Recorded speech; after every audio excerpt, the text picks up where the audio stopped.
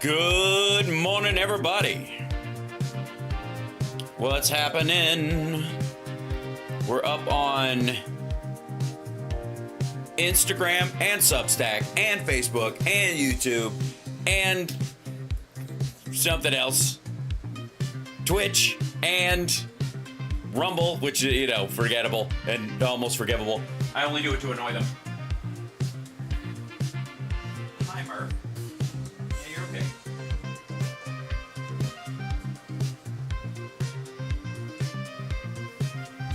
Murphy's in my closet, and he may make a run for it at some point. It's totally okay with me.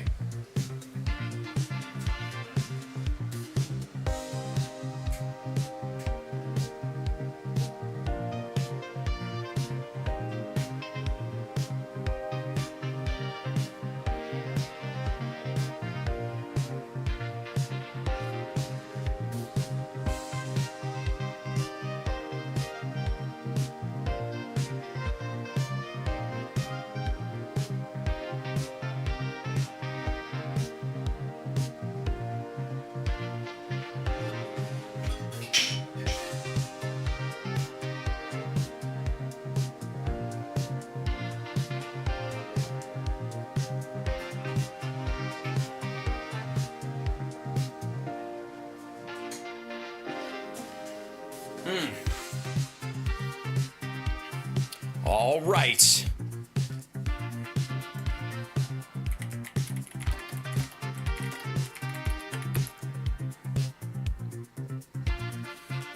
Let's jump straight in here, if I can.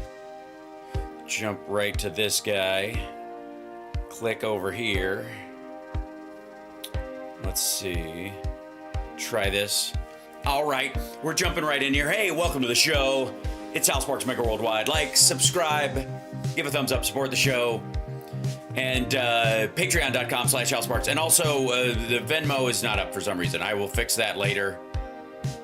I am terrible at selling myself, ladies and gentlemen. I am just too busy being good at what I do to sell what I do. That'll be fixed eventually. I'm going to create an ego AI just for me. So that said, we will fade out the music and isn't that nice? Just welcome to the show. The Major is going to be joining us in just 1 minute. Major Ojeda, he has announced officially that he's running for Congress. He has a fundraiser link and the whole deal. And again, I think the Democrats were one vote shy of because two Republicans turned on stopping the Republican budget from the House going through. Now the Senate's going to kill that one.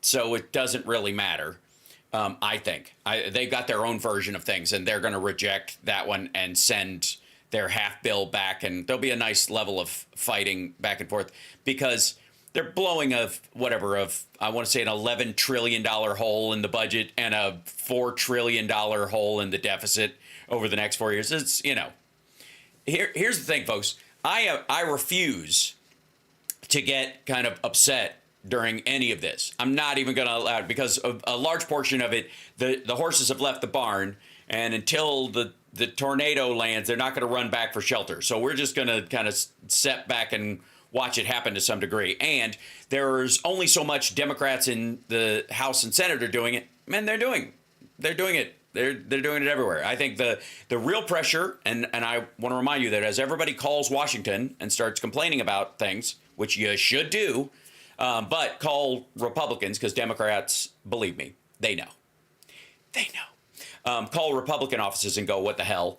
Because they're not expecting those calls. They think, I suppose they're still laboring under the illusion that Trump knows what he's doing and it's magic and it'll just work out, just like Trump Steaks and Trump University and Trump Casino and, Trump Airlines and Trump Football. All those things worked out just fine. And at least we didn't lose 1 million people during his first presidency, just to unintended deaths, because he decided to dismantle the pandemic response team 2 years before a highly predictable outbreak occurred. Anyways, so that said, there's a certain amount of it that just, Jesus take the wheel, y'all. But there will be a point where I believe Democrats and others will be ready when the maggots and the incendiary side of the Republican Party and the independents who were like, I thought it'd be way better for Gaza. I don't know. It seemed to be a thing. It seemed to be everything was fine, right? That business. I don't understand those people. I speak moron, but I can't even begin to interpret the idiocy of that belief system. That's just shockingly stupid. Until those folks wake up and turn on him, he's not going to listen to any of us. Let's be abundantly clear. So one of my favorite things, though, to keep track of, and why I want to remind everyone that the storyline around Doge and oh dear, the heartless cuts. Okay, that's the story they want you to focus on. They're going to cut Medicaid and they're going to dismantle the VA and all those kind of things. Okay, on the one hand, OMB makes changes all the time when a new administration comes in. They're just exaggerating the impact of what they're actually doing. Secondarily, there is no AI choosing who gets fired and who keeps their job. They are simply doing a database search for anybody who was hired during the last 4 years who is black, female, or doesn't list their gender, or is like they can do a quick is gay search. I don't know. And they will assume that that person was not hired because they were qualified, but because they were a DEI hire. So those people are going to get punted for racist reasons, for sexist reasons, for anti-gay reasons. And those people will all have a lawsuit that they will be able to file. Because being targeted as a DEI cut because somebody assumes that because you're black or because you're a woman or you're Hispanic or you're disabled or whatever, or you're gay, that you were hired just to fulfill a DEI quota when you were actually the most qualified person for the job. When you get fired for those reasons, that's still against the law. And they're getting into a situation where there's going to be a tipping point in the number of people that they fire that will have valid lawsuits against the government, where the cost of firing them this year in the budget will be higher than employing them for the next 5 or 10, if not decades. So I congratulate all those people. I'm sorry they have to go through this, but I hope they have a lovely vacation. That said, it's a heist. The heartless cuts part that everybody is focused on is showboating, right? It is specifically to outrage you and get your attention so that you don't notice the very obvious kind of almost perfunctory graft that is going on the Republican side, which again, they are raising the debt ceiling $4 trillion for Trump. And I don't know why anybody wouldn't just hammer the shit out of that. And hold on one second. Murph, you need to go out. Are you okay? All right, you're fine. I'm just worried about you, buddy. All right, sorry. Murphy's in the closet and I have the other door closed, and at some point he's going to have a panic attack. Murphy is a very beautiful cat, and he might present himself on this morning's broadcast. I don't know. It's up to him. He's very temperamental. We also have a kitten in the house, so it might be why he's hiding down here. We're semi-fostering Cinnamon, which is Ethan's new cat, who just came back from getting broken. I don't call it fixed because it already works. And by the way, hi chat room. Sorry I didn't bring you in sooner. Welcome. Hello. Let us know where you are, what you're up to, any details you're comfortable with. Your sexuality, lack thereof, any of that stuff. Anyways, yes, it's adorable. Cinnamon is very adorable, and especially adorable with the cone that it had on its head for about, I don't know, 3 hours. And then we're like, get that off. You're going to be fine. I got to tell you, when they break a cat now, and I call it broken because it was already working. You don't fix something that works. Okay. I'm not going to get involved in that euphemism with you. You frigging sickos, okay? You didn't get your animal fixed. Its inside already worked, and that was the problem. You broke it, and that's okay. So, the surgery on that is getting so like laser-like precise that you used to have to, you'd have this cat come back from the vet with this giant, line of stitches, and now it's like that big. Like they're able to do it on such a small scale so quickly that it heals a lot better, and the cat doesn't have like days of messing itself up and getting infected. It's it's so well done. Anyway, so Cinnamon is here while they finish moving in, and it's upstairs in the bathroom. I will post videos later. I'm gonna put on my my little meta glasses and film first person, so you can enjoy that. You could interact, as it were, with this thing. Now, here's the thing I want to point out to everyone, and this is the thing that everybody needs to hammer all day, every day. We need to wipe away the illusion of competency from Trump and Musk and that entire thing. And I'll show you a couple of things that will prove that out. Give me 1 second. Let me close this and close this and close this because I'm up and running on Substack. We're live streaming on Substack as well, and it looks good. It looks all right. What's happening? The lawyers are real winners from all this. Sort of. FBI SWAT in my neighborhood right now. So confused. Buckeye Bettina, please stay indoors. It's probably best. I would also stay away from open windows because usually they don't show up. Okay. The quiet brooming of MAGA by Kash Patel and Pam Bondi is going to be one of the hidden stories of the next couple of years. That a bunch of these Jan 6ers are borderline sovereign citizens and didn't give a rat fuck about even Trump. They were like, this is my opportunity to storm the Capitol and upend the government, they were basically the same as these black bloc Antifa fucks who don't actually care about any of the issues. They just think that dismantling the system makes them a hero, and they have no idea how many people live off that system. And they're very much like the Doge bags and the people around Musk. They're like, just get rid of it. I don't know. Fuck these people. We're keeping too many weak people alive. That's the attitude of those folks. Well, the problem with the maggots, that were both at January 6th, and some of them that have been kind of boiling to the top, is that these are the first people that will get the most upset by when, Trump does not meet their standards. Doge is a heist is now the tag I add to my post every time. Oh, thank you, C4 Mike. Yeah, please, everybody. Doge is a heist. Add it to your hashtags. We need that needs to be the prevailing. People need to recognize that's what's going on. That's not. It's not even prevailing messaging. They need to know that's exactly what's happening. Doge is a heist. That's why everybody working for Doge is working for free, because bank robbers don't get a salary. Okay, they all master criminals work on spec. So I'm not impressed if you're doing it for free. So Doge is a heist everywhere. Hashtag Doge is a heist. That's it. In the last. Hold on, this guy right here, in the last, whatever week, I would say, let me open this up for you.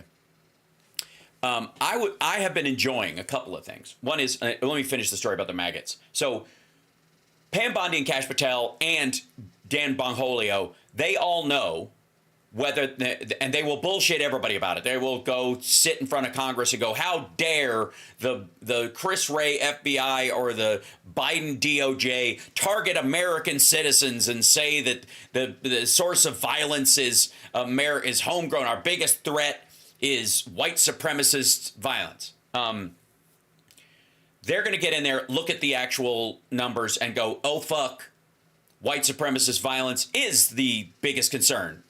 See Timothy McVeigh, see militia groups, see the Bundy clan and all their little standoffs where they're willing to use pregnant women as human shields and snipe federal agents if they're not allowed to steal public goods from everybody else. So they know this is true, but they can't admit to it, or they're gonna catch shit, and people are gonna view them as rhinos and attack them and dox them and all that kind of shit. So watch for.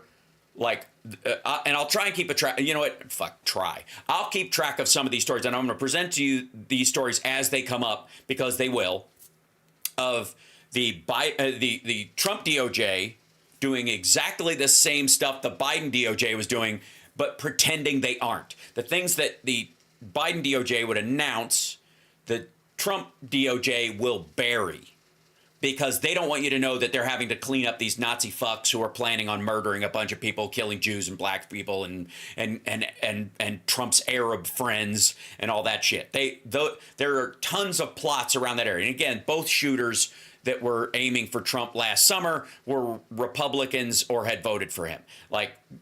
This is the problem he faces. He's not worried about even the black Hebrew Israelites, the guys, the Blacks for Trump dudes, who, by the way, I guess Nick Cannon is associated with that crowd and that storyline. Do you know that it was a black Hebrew Israelite that killed Martin Luther King Jr.'s mother way back in the day? Just little detail. So, that same ideology that gave you Blacks for Trump is related to the same ideology that shot MLK's mother, Junior's mother, not the original Martin Luther or Martin Luther King, his father. So yeah, isn't that weird? Sweet Mel. Yeah, it's a curious detail that I think people just either they it's in the mind locker or they never even heard it. Right. So let me start you off. And by the way, the major's going to join me in about 10 minutes or so, depending on his availability. He's got a lot going on. The guy's running for office, so I understand. Let me share this with you. I have been watching over the last couple of days. Okay, because I look up lately, because Doge is named as the same as the coin that Musk is selling, his crypto, which is also taking a shit. because they're the same name, as the Department of Government Efficiency bullshit, that because I look up videos or I look up articles on that organization or I'm studying it, the stuff about the crypto and the Tesla stock stuff will come up in parallel, because that's the problem with overlay branding that doesn't make any sense. The idea that you would name this Department of Government Efficiency after his crypto actually causes people to draw attention to the crypto stuff in a way that the normies wouldn't look at. They're looking at the political aspect of this. If you're involved in politics at all, you might not be that interested in rando sub-crypto coins and stuff, right? But because he named them both, oftentimes you'll start seeing these, the overlap of these stories, and suddenly you start seeing like, oh, this is bad business here too, right? There's something sketchy and fucked up about this. Now, this, I have been seeing, because of that, I get all these videos in my feed from these Tesla fellatio crowd, who are like these, like Tesla vidiots that do like these, oh my God, Musk is a genius videos. And there's dozens of them. Like they're all over the place. And all I'm seeing across all of those right now was the last 3 weeks was this, oh my God, the dude is like, he's basically owned, like he's my hero. He's controlling everything. And then after the immediate, well, I'll show you. Hold on. Let's look at the Tesla stock here. So you can pop this in here. This is the Tesla stock. Not good. So here's the, let's see. Let's go, whatever, year to date. Let's go last 3 months. Yeah, still not good. Okay, so see this spike right here? This is nearing its all-time high. This is on December 17th. This is when basically the news was going, oh my God, Trump announces him as the Department of Government Efficiency. He's really going to bring him on board around, this time, right? This week, right after the election. This like, oh my God, Trump's going to help him. And then all these contracts are going to come from it and it's going to work out great and da-da-da. Okay. And it peaked at this point. And then people realized, yeah, there really is, SpaceX is not where Tesla makes its money. The cars, all the subsidies the Biden administration had put in that helped the infrastructure around Tesla vehicles, especially Tesla charging stations. And part of the complaint about the Biden funding for electric charging stations was that there was an outsized number of Tesla ones because they were the ones that were already ready to go, right? And Trump's, came in and basically said, fuck that, and we're going to get rid of the electric car mandate, and pow. And then this a little bit of dicking around while they're going, oh, no, it'll go back up. Like this is the wishful thinking spike right here. And then ever since then, it's been shitting the bed.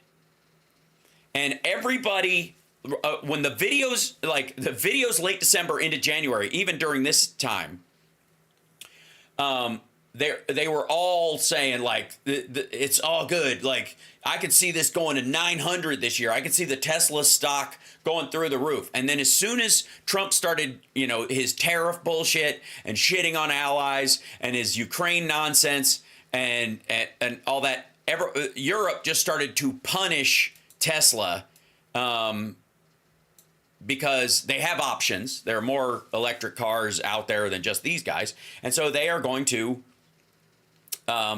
simply buy other electric cars. They make some of their own. You might be surprised. They even buy American-made ones. And people go, well, isn't Tesla American-made? No, it's largely American assembled. And the plant in Hawthorne has like 9 fucking people working at it. It's basically 100% automated. So what's the point of having a giant manufacturing revival if nobody works there? I mean, maybe robot servicing jobs will go up, I think, would be the primary one. But it's not like you're going to, salvage the town from Slapshot by putting one of these factories there, because again, like, you have under a dozen people working in the entire factory producing, you know, hundreds of cars, and the batteries themselves are made in China. The electronics are made in China. They are assembled at the plant. They're basically slapped together there. Unlike, by the way, Apple, for example, where the chips are made in Silicon Valley, they're actually made there, or the other components are made in Korea, for example, and then they are all sent to a Foxconn factory for assembly in China. That's what was going on for the longest time, and everybody was like, "It's made. Your phone's made in China." No, it isn't. It's slapped together there. The chips were made elsewhere. The board was made elsewhere. The glass came from someplace else. All the components show up in boxes. These folks slap them together, and then they wrap them and go out the door, and it says made in China on the box, when in reality, it's assembled in China. And there is an important distinction there. It gives you the illusion that it was made in China, and it wasn't. The important parts of it were made somewhere else. It was assembled there. No shitting on people who assemble those things for work, because it is a job, and it's difficult. But the same thing is true in the inverse of Tesla. Tesla is, these cars are largely assembled in the United States. They are not made in the United States. Unlike, by the way, a lot of other electric cars made by American companies, Ford and the other big three and that crowd. Okay, even the Toyotas, which are like made in Tennessee.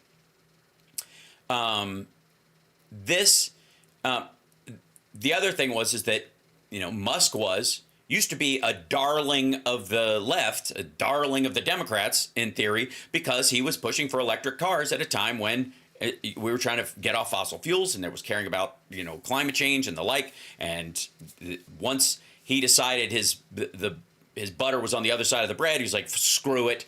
And the company itself really only has its vehicle sales that keep it afloat, that make it a viable entity. Now, he'll tell you that Tesla is also where the Optimus robot is coming from, and he might be right, but it's 4 generations behind everyone else, and whoever gets there first, their robots are going to produce their robots, and they will be light years ahead of everyone else. You get to that starting line where your robots are working your robot assembly line, which it looks like OpenAI is keying towards, the NEO company is keying towards.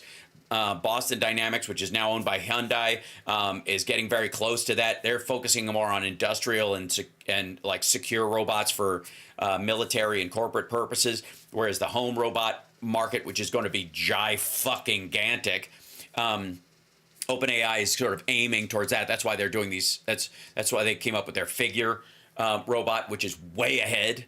We good, Andrea? Give me.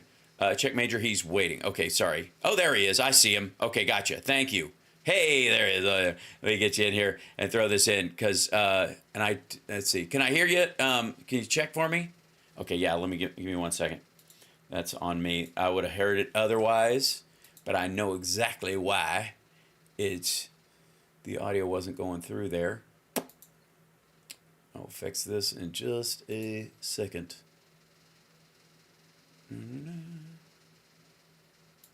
Go to this guy. There we go. I think I can hear you now. Excellent. Yep, there we go. Yeah, I do. It's crackly, but it's that's on me. Is your audio at 44K or 48? I'm just asking because I'm that kind of a guy. I have no idea what that even means. All right. Okay. No worries. We will just make do with what we have to make do with. This is one of the issues I have with audio conversion on my end. Let me get this here, and I'll pop you in here. I can turn it up. It's not a volume issue, Major. Okay. It's all good. Hold on 1 second. I'll bring you in. It's just been persnickety lately. I think we're under attack by the derp state. Whoops, no, you're not Tara. You're the Major. Bink, there you go. Yeah. Excellent. Welcome. Congratulations, by the way. You have officially launched your candidacy. Tell us all about it. I want to hear your primary 3 issues, and I want to hear your elevator pitch and how we can help. Well, all of that is being constructed right now, but I'm really excited to throw my hat in the ring and announce, and it's actually been very wonderful. The people that are in support of my race, I've already made phone calls to most of the chairs of the counties that are within my district. They're really excited to get me up there. You know, Richard Hudson is the congressman for the 9th Congressional District. Recently voted yesterday to absolutely kill things like Medicaid. And he is a swamp creature. He doesn't come down to this district. That's one of the things that people have told me that, they rarely ever see him. And I'm going to tell you, I'm a different animal. I actually look at a campaign like I do a combat deployment. And that is, you get off the plane and you go nonstop until it's time to get back on the plane and go home. So Right. I am telling you, I've already started going to meeting with people. I've got ideas of things that I want to do that I'm more than happy to run down with you here. And I will tell you that one of them is I think we need to get back to taxing the rich. I think that we need to absolutely raise whatever we tax them on. And actually, there was a time when they were taxed at 90%. And that was when, our roads were, the highway system was constructed. I think we need to get back to that because right now the middle class and the poor are carrying all the water for these filthy rich people, and they're doing nothing and they're getting everything. So I think we need to do that. I got some stuff written down. Sure. I honestly believe that we need to bring back the fairness doctrine. Now, understand that when I'm traveling throughout my district, I'm going to learn a lot of things that the people here want me to focus on. And it's going to be fighting for Medicare, Medicaid. Those are going to be the things. Fighting to make sure that we get funding in this state for our schools, our roads, corrections, things like that. And I am more than happy to fight those battles because that's my wheelhouse. Unions, that's me. So I'm loving that. But there's some things that I think it's important for us to float, and nobody really does. And I think that if we do, we can get the people behind me. When I ran for the Senate in West Virginia and won, one of the first days I was a senator, a guy poked his head in my office and said, "Hey, can you have a conversation with me about medical cannabis?" And we sat down and he talked to me about how it helps people that struggle with PTSD. And that was when I was like, whoa, what do you mean? How does it help them? And then he explained that to me, and then I started doing research, and I started realizing that that was the right way. The Democrats even told me, do not push medical cannabis because you're going to make enemies that you don't want. But I didn't care because I didn't go there to make friends with these people. I went there to represent my people. And once again, I think that there's a lot of veterans in West Virginia because the poor usually take that route. Kentucky and West Virginia usually take that route to the military because college isn't an option. So I pushed that bill. I got the people behind me. And on the last day of the first legislative session, my bill passed and became law. So my thoughts are is that if I get to Washington, D.C., and I float something that says, hey, I want to bring back the fairness doctrine. I want to say that news media has to have integrity, honor. They have to have that. And if they don't, then we need to deal with that. The reason why we have so many people in this country that are poisoned is because they're drinking from the wrong fountains. And, Fox News, who had to pay $787 million for lying, that right there should have been the red flag to say, we don't need to watch that. But once again, they're it. And oh, by the way, when Donald Trump took power, one of the first things he did was got rid of all news media on all military bases across the globe where American troops are and replaced the news with Fox, Newsmax, and OAN. So now our soldiers, sailors, airmen, and Marines are going to be drinking from that same fountain that poisons the minds of so many people. So my thing is I want to bring back the fairness doctrine. And if we find news media that lies, they start with the major fine. The second time, they get a 3-month probation off the air. And the third time, they lose their license. They're no longer news media. Because that's what we need. Because that's what's killing our country is people are being duped because they watch these organizations like Fox that do nothing but spew lies that will never call Donald Trump out for the things that he's doing. And let me tell you something. He's doing a lot of bad things to a lot of people right now. And they don't deserve what's happening. Also, I feel like there are product rules that have to do with Coca-Cola or a fucking sports drink or something like that, where you can legally lie. Coke is obviously not life. Coke is not it, right? You're allowed to use a lot of hyperbole, and which is effectively lying in a legal sense to promote your product. But when it comes to news, if you say you are fair and balanced, that should be effectively an oath it should stand more for a channel that says they're telling you the news, because there is a qualitative standard for what is news, in the same way that prescription medicines versus over the counter, that there's an element of we make sure that prescription medicines either have to, if they have like find a new life with Observatin or whatever, Falenza, whatever, stick this up your ass, and if your face starts to itch, go to the doctor. We can have all these lovely commercials, but at the end of it, they have to do a big legalese pile. It says, by the way, this shit might, cause your ass to burst into flames and your feet to curl up, and, right. And if you, put it, it's addictive. If you put a pill of it on top of your head, your tongue will beat your brains out trying to get to it, and and they say that really fast at the end, because it's a prescription med and it has to satisfy certain things to qualify for what it is, right? And nothing like a little raging diarrhea to kill your cough. Exactly, especially when it was supposed to be like diarrhea medicine, side effect, massive diarrhea. You're like, wait a minute. How is that even possible? Like it seemed like no matter what it does, it would at least it made that go away. I'm bleeding from the ears. Right, the shit's coming out my nostrils, but you can't call it diarrhea at this point. I guess it's something else entirely. But the point is that prescription medications are held at a different advertising standard than just over the counter or vitamins or fucking those pills that give you a day's servings of fruit in a capsule, as if eating fruit is laborious. Whatever, but still, okay, fine.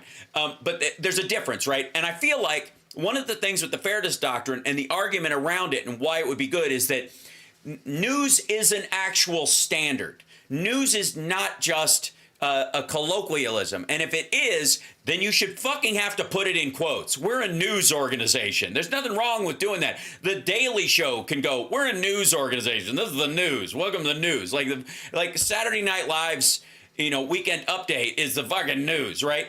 They're allowed to do that. Like Norm Macdonald, by the way, coined the phrase fake news well before Donald Trump did. He stole it from Norm Macdonald, so fuck him on another level. But the point I'm trying to make is that there's a difference between information and actual news. This is why one of the words I fucking hate more than anything is informational. I like that word whenever it shows up. That should be an immediate red flag for everybody. Informational doesn't, because information is a real thing, and information will inform you, and it is informative, meaning by hearing this information, you now have more information about reality or the circumstance than you did before. Informational is just like this colloquial bullshit phrase for half of it's true, but the rest of it is, you could argue that Mein Kampf is informational. Like it talks about the economic problems Germany had, which is information, but the rest of it, who he blames it on, is not a fact, and therefore it is informational. So Mein Kampf is informational. So anytime anybody says informational, fuck off with that nonsense. And I would argue that news organizations have to hit a standard of quality, like you're saying, to be able to call themselves news, because that is a standard that is meaningful. And they can call themselves, you could come up with a way that you can call yourself news jokingly or ironically or negatively, like The Onion or something does. But if you're not actual news and you don't want to live up to that standard legally, call yourself something else. Call yourself informational. I give a shit. But that would be the standard. That would be the root of the fairness doctrine going forward, is that it isn't that they have that news organizations have a responsibility to do this kind of thing. It's that you can only call yourself news if you do this. If you want to have Tucker Carlson on in the afternoon bullshitting his ass off, nobody cares, but you can't call it news, and you can't use fair and balanced as a description of the channel when no one can test you on it, when it's an unprovable. Yeah. Right? That would be that's my 19 cents on that. No, that makes perfect sense. But that's the thing, is that I think that we should all demand better from the news media that we have. I mean, the reason why we have so many people that are literally, their minds are poisoned right now is because they refuse to change the channel. And you know, Sean Hannity is nothing but a puppet. You know, these are bootlickers that don't care about our country as long as they're getting paid and they're in the top 1%. They're fine with that. So, you know, that's an issue to me. Another thing that I would love to talk about is putting together a national teaching pay scale for teachers and school service personnel. And Great. understand that, you know, one of the biggest problems that we have in places like Kentucky and West Virginia is that the border counties, those teachers can jump over to the next state and automatically get a job as a teacher, making probably $8,000 to $10,000 more a year just Right. for jumping the state. And the problem with that is that those border counties, those teachers leave. The good teachers are gone. And then we have to have the assistant soccer coach who doesn't speak Spanish teaching Spanish. And I saw that. I saw that actually happening. So, you know, I think that if we did a national teachers, let's look at North Carolina from where I'm from. North Carolina is 49th in how much money they spend per each student to go to school. So 49th in North Carolina. North Carolina is 9th in population growth in this country. So we should not be 49th in anything. We're also 44th in teachers' pay. And I'm going to tell you that, you know, when I gave my speech that started the teacher strike in West Virginia, it was because I spent 4 years in the classroom sitting, you know, standing next to teachers, working our butts off every day. And I got really tired of watching these teachers talk about how horrible their insurance was and how bad teaching had begun. And, you know, I wanted to stop that. So a nationalized teacher school service personnel pay scale would be like, okay, let's say you're a brand new teacher that's got a bachelor's degree. You make this much money. And oh, by the way, we got to raise that because a starting teacher salary needs to be something that teachers are like, that's exactly what I want. That's what I deserve. We should not start teachers out in poverty and keep them there in poverty for decades. We shouldn't do that. So we start them out at a decent rate and we pay them for their bachelor's degree. If they have a master's degree, they make a little more. Now, understand this, that if, like the United States military, if you're a private that is stationed in Fort Drum, New York, you make the exact same base pay as a private that works at Fort Stewart, Washington. The only difference is your cost of living allowance that you get every month is more than the cost of living allowance that they get in Seattle because it's more expensive to live in New York. Right. So, you know, things like that, we got to take those things into consideration. But my thing is that if you have a master's degree, you get paid more than a bachelor's degree. But every 5 years, it's an automatic bump up to the next. It's an automatic bump up raise, and every 5 years it goes like that. And if it should be a cost of living parallels in every situation, right?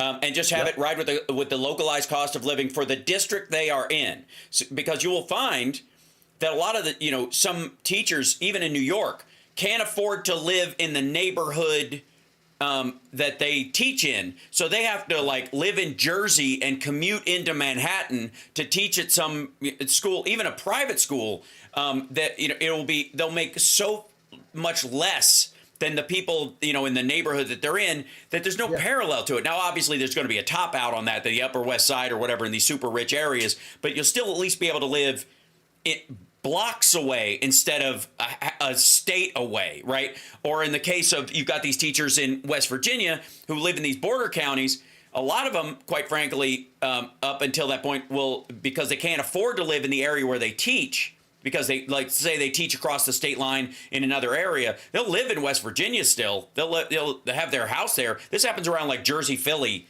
that area, and around Cincinnati, northern Kentucky. You'll have people who teach in Cincinnati but can't afford to live in Cincinnati, live in northern Kentucky where it's cheaper, but they have to, their commute is ridiculous, and they're nowhere near any of the social aspects of their neighborhood where the kids would learn, right? So they're not going to be able to go, they're going to have to choose between time with their families, hours with their families during the week, and doing, an extra hour of stuff after school with their students for these field trips and other stuff like that. And it becomes a big deal. And they shouldn't have to do that. They should be able to go, oh, okay, now I'm making enough I could actually move closer to the school. I can afford to live in the neighborhood, right? And then. Yeah, I think, education is probably the most important thing that we have in our country. And over the past 50 years, it's been under attack. We've got to get back to teaching our children what they need to know, and that's important. And we keep attacking educators, and once again, like every year when I was serving I was a JROTC instructor. But let me tell you something. JROTC does not teach kids how to do 3 to 5 second rushes and win the fist fights on the playground. We teach them how to be better citizens. We teach them about conflict resolution. We teach them a lot of stuff. It's really a class. It's no different than any other class you get in school. But I'm going to tell you that I was just appalled at what I saw when I started teaching, and that's the reason why I went to when I was a senator, I did what I did. We've got to get back to teaching our kids, what's important, and we've got to stop allowing these agencies to continue to poison the mind of everybody. I mean, they got rid of the fairness doctrine, and by doing so, that's what Rupert Murdoch, that's how he got where he is, you know? And once again, if you don't agree that we need honor and integrity in our media, then you're not thinking properly. I mean, we're on the verge. We may be on our way out. I'm a firm believer, and this is one of the reasons why I threw my hat in the ring, is that if we don't bring back checks and balances to Washington, D.C. by 2026, it may be over for us. And guess what? These billionaires, they will be able to pick up and leave and go anywhere in the world. They're always going to be taken care of.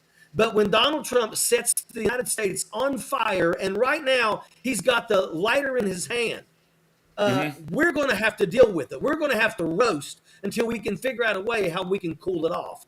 And that's the way that it is. And, my opponent, Richard Hudson, he don't come down to this area. He's a swamp monster, and I talk to the people around here. They're like, we've never seen the guy. Guess what? Unacceptable. I enjoy, being a representative. I enjoyed being a senator in West Virginia.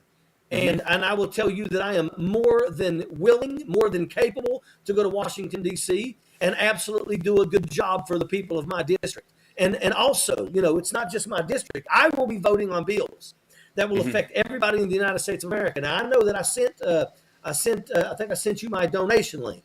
Yes. Let me tell you all something. Supporting my campaign is beneficial for everybody, because I will be voting on bills that will affect every single person in the United States of America. So that's why it's important. If you think that you would rather have somebody like me, who is more than willing to absolutely make more noise than anybody. Imagine having somebody that's willing to make noise, except they're trying to make sure they're doing the right things. They're trying to make noise to help people, instead of what we got, like the daggone, cackling baboon March to Trainwreck Green that just spews garbage. I really want to do positive things. I also will tell you that we will never convince members of Congress to vote for term limits, ever. It'll never happen. But what I think we may be able to do is we should do a 20-year and out, done.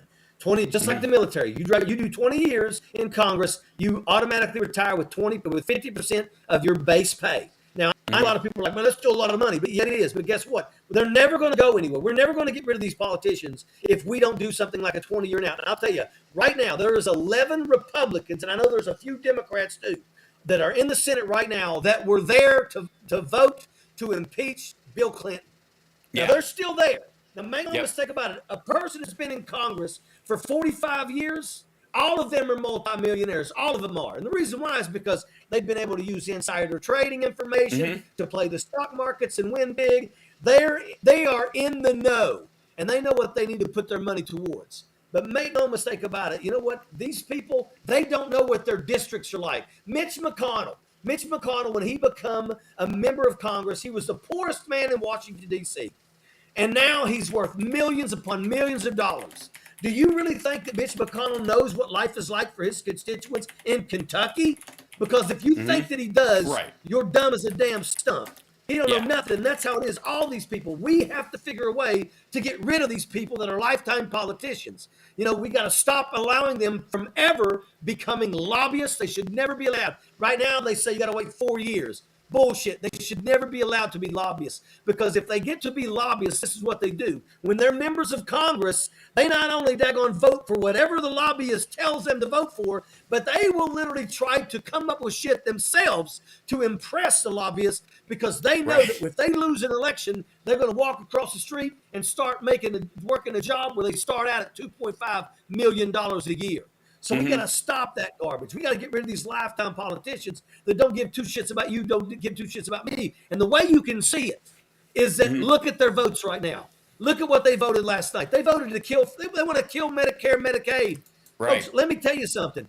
If they knew about the people in their district, and there are thousands upon thousands of the people in every single district in this country where the people rely on Medicare, Medicaid, they rely on SNAP, they rely on food stamps, and right now those people are voting to kill that. You know, that jackass that went to that daggone town hall, a person got up and said, you co-sponsored a bill that's going to take away the votes of 69 million American women in this country because they chose to take their husband's last name when they got married. Yeah. And that guy literally thought, while everybody was ripping him a new one, he literally thought, I know what I can say to get him off my back. But we ended birthright citizenship.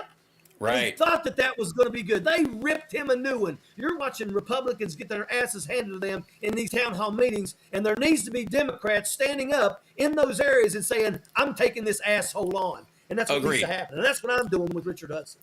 That's awesome. I look at that. See, now we're getting the taste of it. This is Congressman Ojeda speaking, because that's what yeah, exactly. It's what we need. And I appreciate you so much, brother. And I will gladly give whatever you need as far as brain donation, as far as helping with any kind of like policy, languaging, marketing, blah, blah, blah, whatever I can do to help, just ask. I'll throw you, like, feel free to run with anything we discuss here. I also have that bill that I'm introducing in California to have bots labeled, which I know is going to be aggravating and make a lot of noise, but I think it needs to be done across the country to protect the free speech of real human beings and actual U.S. citizens. And I think people have the right to know whether they're arguing online. You're going to talk about like real news or the fairness doctrine. A lot of people get their news from social media.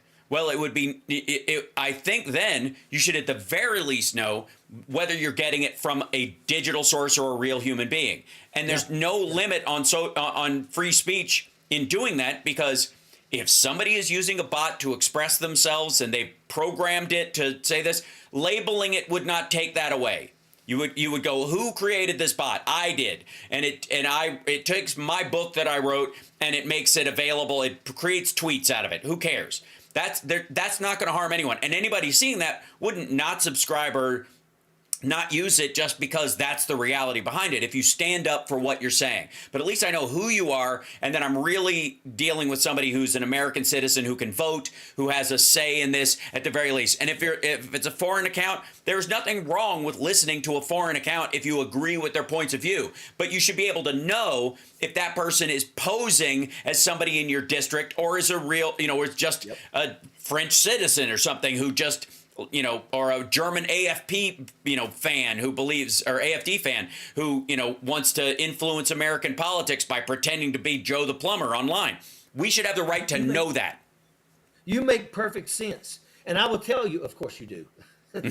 I try. But I mean, you think about it, like during the election, when we started seeing these things like flooding and stuff like that, literally there were people that were falling for things on social media. And I saw this where Donald Trump was chest deep in the floodwaters rescuing old ladies. And people were like, God bless him. He's my president. They don't realize that's AI generated. That's all fake bullshit from Elon Musk and those jackaloons. But you're right. People need to know if it's if it's a person or if it's a bot. I think that's spot on. I would support something like that in a heartbeat. And if you come to Washington, D.C., if I'm successful, brother, don't you get a hotel, brother. I got a place for you. That's a fact. Yeah. And I will say that, like, in terms of, like what the base legislation, one of the things that Trump has been, I think, bamboozling the maggots with is this: I've done more in my first 4 weeks than anybody's done. He signed a bunch of executive orders. Many of them illegal. Most of them don't go anywhere. A lot of them are blather. It's a stack of paper just to look like he's doing something. And arguably, the worst stuff that he's doing, he is signing a page of Project 2025. They just basically are taking 2 pages out of Project 2025, turning them into an executive order, and then he signs them and goes, there's a big one, poopy doop, and then he passes, and then they have a stack, and then he assumes that's a work day, that they're doing something. Well, you have to implement those things. They have to be legal. They have to stand up to legislative priority. And if there's a Congress with any backbone, they have to stand up from pushback from the Congress, which he is wresting a lot of power from at this point. The irony that the biggest fight I see coming from GOP members of Congress is how quickly can they take what limited power they have and hand it to Trump to do with whatever he wants. And maybe it's because what he's gonna do is so awful and they know it. They don't want the responsibility for it. That very well might be the reason. Still disgusting, but that very well may be where they're like, ugh, yeah, I'm not gonna cut Medicare. Let's just leave it up to him, that kind of shit. But these executive orders are garbage. We all know that when a new president comes in, they can rescind them. They are just priorities of the administration. They don't legally limit, they can't keep the DOJ from going after actual crime, no matter how much he wants to protect his buddies. They can just prioritize other things, soften the impact maybe, or distract the DOJ with bigger fish and lower their number of people working to try and make it so they just can't go against these things. But they aren't laws. They're not bills. He calls them bills, but they fucking aren't. And here's what I think Democrats need to do. And I think this might be one of the things, we talk about this all the time, like Jim Jordan, been there for fucking 20 years or something like that, or 13 years, something. And he hasn't never pushed and passed a bill. Never authored a bill, never passed a bill, because this whole thing is just shutting shit down. So I think even if you're coming in to clean something up, even if you're saying we have a program we don't need anymore, I want to eliminate that program and take those savings and convert them to something else. That has to be a bill. That has to be written as a bill. Even if you're going to destroy something that exists because you think it's not necessary, it takes a legislative act to do it, signed into law by the president, to undo something that was a legislative act that was signed into law by another president. And Trump and his team and the Jordans of the world think that that basically they just want to cut the hamstring of everything and hope it dies on its own. And they never do. And as a matter of fact, the patch up costs more money later. So here's what I would hope is that we can provide you with the tools, and your constituents, if they come to you and you go, you hear like a constituent complaint about one particular thing that goes across these things, then you create, you walk in on the idea is you're going to walk in on your first day with bills. There are a bunch of people in Congress that don't do crap for people. They co-author other people's work at best, and they half-ass it. You're going to walk in with actual legislation that you will present that does all these things. The reigniting of the fairness doctrine will be, modernizing the Fairness Doctrine, and Reinvigoration Act of whatever. And you bring that in with you on day one. And people could read the text of it online if you want. You could put these bills online and go, when I go in, these are the bills I will introduce. I'm not just going to walk in there and do a one-page, I want to impeach the president page. Actual legislation that helps your constituents specifically after listening to what they're saying, and that would benefit the nation as a whole. I feel like that's then you could kind of wrest back this bullshit storyline that Trump is pushing, that he's doing so much with these temporary executive orders that don't amount to a hill of beans, and the vast majority of Republicans who don't produce any legislation worth a goddamn ever. I mean, honestly, Republicans present more like renaming a bridge or National Popcorn Day bills than Democrats ever have. It's stunning. And you could argue they do this because they want to get rid of government entirely, so they don't want it to work. Again, the motto of Republicans is, government can't do anything right, elect me and I'll prove it. And right? And that, in really caring about people, walking in there with legislation and go, I'm sure I've got fellow Democrats that have been working on similar legislation, but I've got my own right here. They can join me in this one, or we can combine our bills into one thing and put them through. We're going to make actual legislative action an important part of this campaign for the constituents of West Virginia and the outlying area, because y'all have family that live out and around the rest outside, just because you're not in my congressional district doesn't mean I don't care about the rest of the state or the next state over, where you guys have family and friends and people who you interact with and stuff. We're going to make sure that you guys have the best possible life that we can set up for you, and then it's up to you. Well, I'm running in North Carolina's 9th district, but make no mistake about it. I'm going to try to push legislation that's going to benefit everybody in this country. And that's one of the things why. That's another reason why, I talk about, for people out there, if you think that you want somebody to go to Washington, D.C., that actually is going to fight for everybody, then I'm your guy. And I've proven that I'm willing to do that. I have proven that I'm not scared to stand up to folks when I believe in what I'm talking about.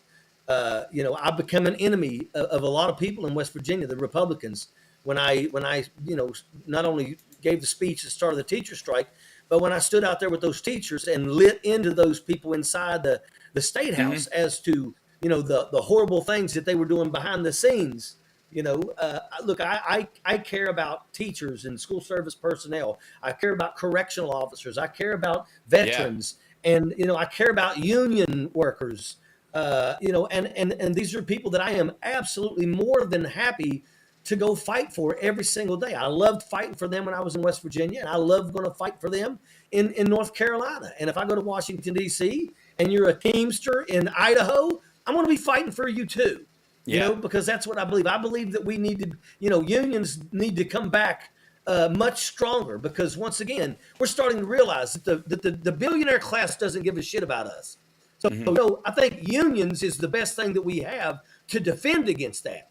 So that's one of the reasons why I'm such a huge supporter of unions, and I'm hoping that there's people that are willing to support my campaign. And once again, I think that they put it in the chat. If you want to donate to my campaign, by all means, please do. Let me tell you something.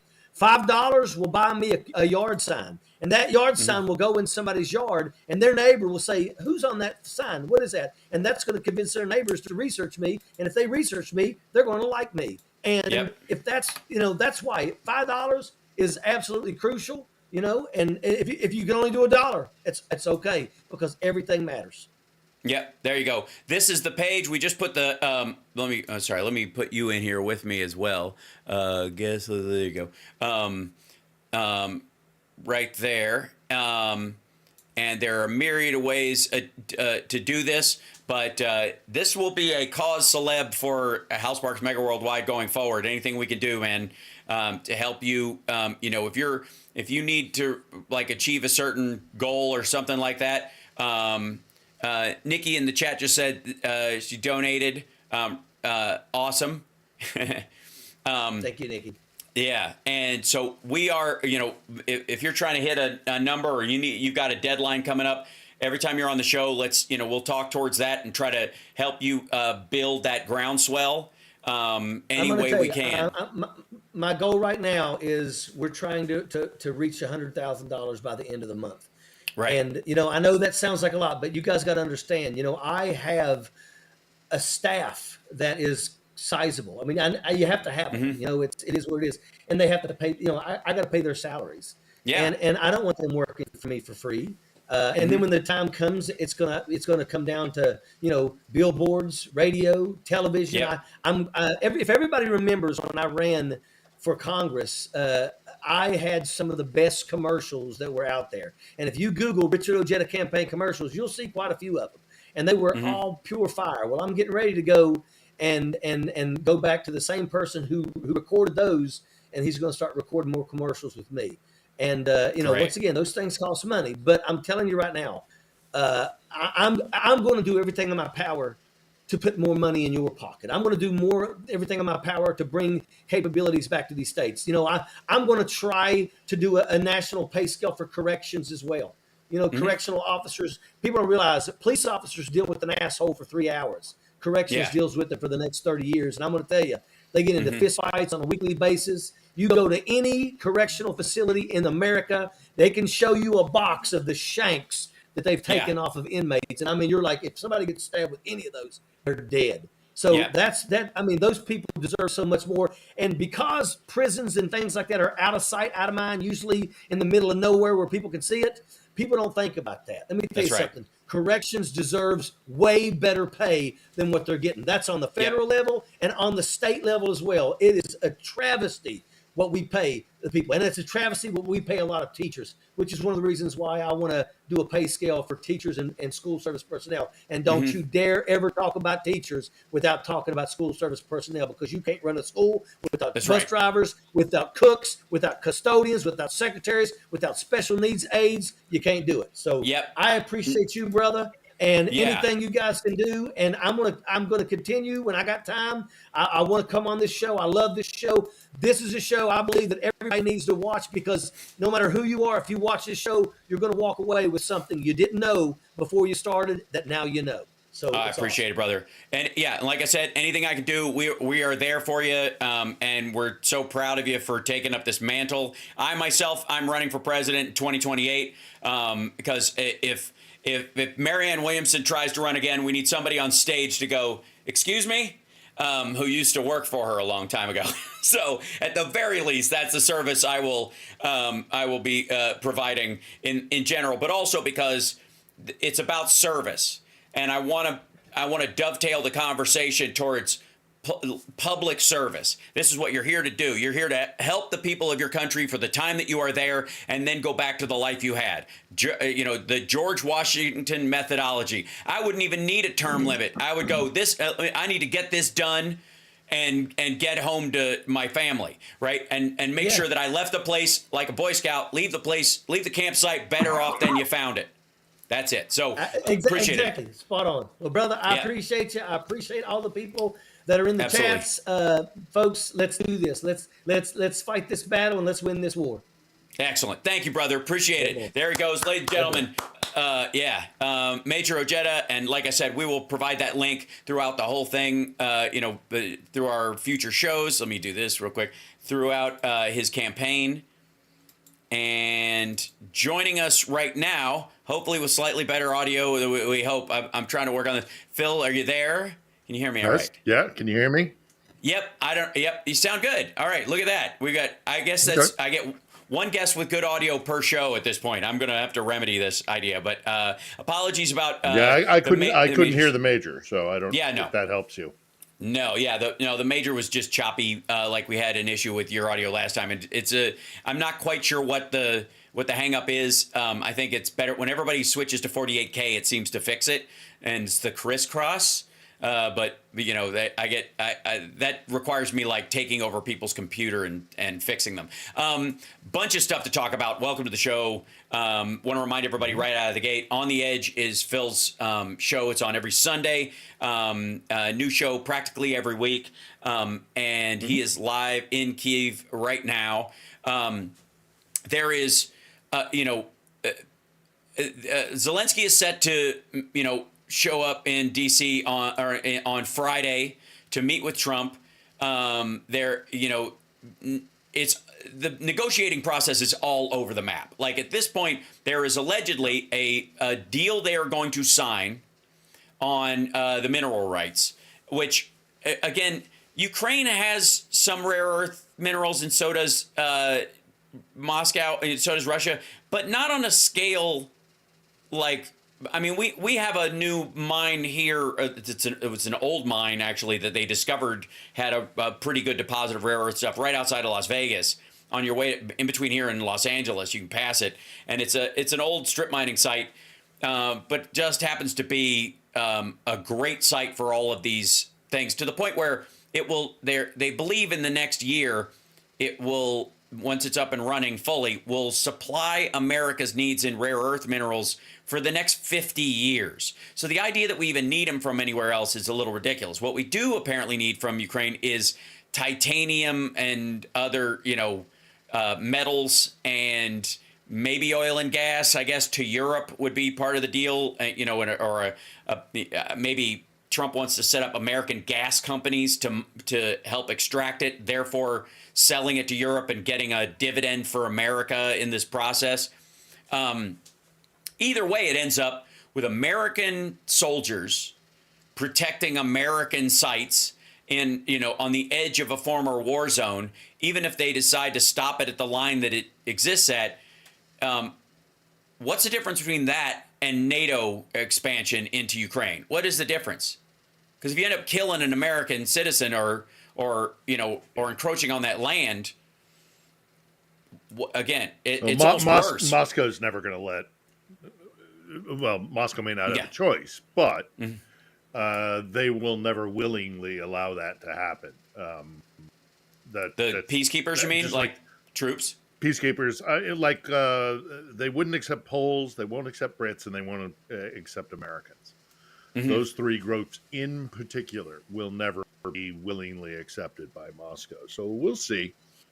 I'll believe it when there's ink on paper. I believe that this thing has been out. I think Trump is going to push it to the 11th hour, to the very last second. He's going to be trying to bully Zelensky into doing what he wants. Right. I think on the Ukrainian side, they will continue to counteroffer with things that they desperately need, like security assurances, and that's going to be a sticky wicket. Because Trump doesn't want to give that to him because his master Putin, which, by the way, can we just get past it all and just admit that the man in the Oval Office is compromised by Vladimir Putin, at the very least compromised, if not worse. If the last 10 days, 2 weeks have not shown us that, then you're being naive. Right. So he will do what is in the interest of his interests, his selfish, narcissistic interests, and he will do whatever is in the interest of Vladimir Putin. What everybody has to accept is that there's a problem with that in regard to Zelensky, and Ukraine, which will back Zelensky on this, is we're not going to swap one colonial master in Moscow for a colonial master in DC. Yeah. Or for that matter, in Brussels or in London. That is an absolute. And you can be as cynical as you want about it. You're not here. Most of you who are watching this are not here. I can tell you with utter assurance that the people of this country will not just be another colony of Washington. And the way it keeps shaking out, it looks like Trump wants that to happen. Full stop. It won't. That was my dawn. That shift. I've been coming here for nearly 30 years, 25 plus years. That Maidan was the moment in time when they threw off their colonial mindset, and that's a big deal. You go to any number of countries in Africa. Go speak to the Irish. Speak to people on the Indian subcontinent. Go anywhere in the world where a people have been colonized and then they reject their imperial masters. It's a mindset that doesn't always happen immediately, and I suspect Ukraine will be dealing with the ramifications of having been colonized for many years to come. But there is a Rubicon that gets crossed, and that happened on Maidan.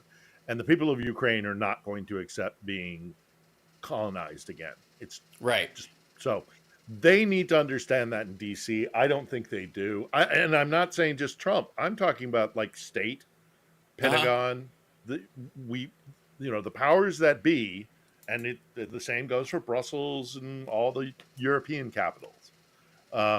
Either you recognize that, or you're going to have a difficult time dealing with the Ukrainians because they're pretty stubborn about it. And then, the other thing is that the idiot that he is, Trump tried to pressure Zelensky. Zelensky called his bluff. And 13 leaders of various countries around Europe showed up in Kiev this week to show solidarity with Ukraine on their 3-year anniversary of the beginning of the full-scale invasion. and it's headed in a direction, and it's not going to be easy, and it's not going to happen tomorrow, and they're not going to be in equivalency with the United States' ability to give weaponry to Ukraine to fight. But what Trump did was he made America irrelevant in some ways. Right. That's a bit further than maybe I should pull that back slightly and say, you know, there are alternatives. That the influence and the pressure that Trump thought he could put on Zelensky to make him buckle and bend to Trump's will is not nearly as strong as I think he thought it was, especially when you have all these European leaders showing up here and being like, nope, we don't care what Donald Trump says. We're in this for the long haul. We're with you, and we're going to stand with you, which is an utter embarrassment to Trump personally, I think. But it's also an indication that American global power is waning under Donald Trump. Job, right? We are stronger when we are together. So I'm not happy about this. But if America wants to withdraw from the global stage, if they're going to they're going to shoot themselves in the foot. The Europeans have basically just signaled Washington that if that's what you want to do, okay, we're not happy about it, but we'll find a way around it, and if you don't want to be involved, then that's your mistake to make, and and don't doubt it for a minute. That's a huge mistake. We're going to regret doing this if indeed we keep going down this road. So Lavrov, who is a complete scumbag and who just met with the Iranian his Iranian counterpart to make another deal for arms, whereas Trump's abject hatred of Iran and in many ways the right disgust by even the maggot faithful against Iran for what Hezbollah and Hamas and the Houthis have been doing to the Middle East forever through the Iranian Republican Guard. Terrible, terrible people. But Trump has no problem with playing glad hand with Lavrov, who just played glad hand with the guy who effectively dictates to the Iranian Republican Guard where they go and what they do. So Trump has been saying they're having great talks and all this stuff, and we're really not getting any details on what the expectation is or what the details are, except from the Russians, who keep coming out and basically pantsing Trump in front of the world and going, here's what we offered, and if he's saying it's okay or that they're making progress, that means he likes what we want. And so the Russian Federation, according to Lavrov, the Russian Federation intends to seize the entire territory of Zaporizhia, Kherson, Donetsk, and Luhansk regions, since it considers them its own. Quote, Russian Foreign Minister Lavrov said that the Russian army will not stop at the current contact line. In particular, he made several statements today regarding the full-scale war that Russia unleashed against them in 2024. As the Russian media write, according to Lavrov, the Russian Federation is not considering any options at all for deploying European peacekeepers on Ukrainian territory, and, quote, no one asked the Kremlin about this. Meaning that either they're lying or Trump's lying or both are lying, which is probably true.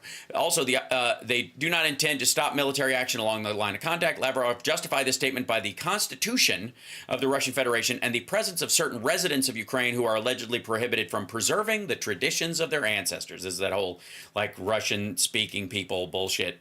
He goes, some say, well, okay, let's leave the line of contact. This is Russian and this is Ukrainian. Firstly, this will not happen. We have a constitution based on the expression of the will of the people, which, again, I don't know what the fuck that means.